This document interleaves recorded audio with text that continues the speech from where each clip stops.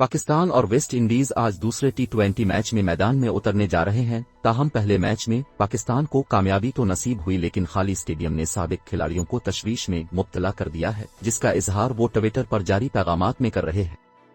تفصیلات کے مطابق پاکستان اور ویسٹ انڈیز کے درمیان گزشتہ روز کھیلے گئے پہلے ٹی20 میچ میں شائقین کرکٹ کی تعداد نہ ہونے کے ہی برابر تھی، جس پر شاہد افریدی نے وسیم اکرم کے ٹویٹر کو ری ٹویٹ کیا اور پیغام جاری کرتے ہوئے لکھا کہ پاکستان میں انٹرنیشنل کرکٹ کی واپسی اور ہماری ٹیم کی مسلسل شاندار کارکردگی کے باوجود کراچی اسٹیڈیم میں شائقین کی کم تعداد نے یقیناً بہت مایوس کیا ہے،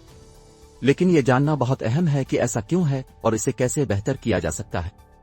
اسٹیڈیم بھرا ہونا چاہیے، ٹکٹوں سے کتنے پیسے بن سکتے ہیں؟ اس سے قبل وسیم اکرم نے پیغام جاری کرتے ہوئے کہا تھا کہ وہ خصوصی طور پر گزشتہ ماہ پاکستان کی کارکردگی کو سامنے رکھتے ہوئے ویسٹ انڈیز اور قومی ٹیم کے درمیان پہلے ٹی20 میچ کے دوران اسٹیڈیم کو خالی دیکھ کر بہت دکھ ہوا۔ مجھے کافی حد تک لگتا ہے کہ میں اس کی وجہ جانتا ہوں، لیکن میں اب سے سننا چاہتا ہوں، تو مجھے بتائیں کہ شائقین کہاں ہے اور کیوں؟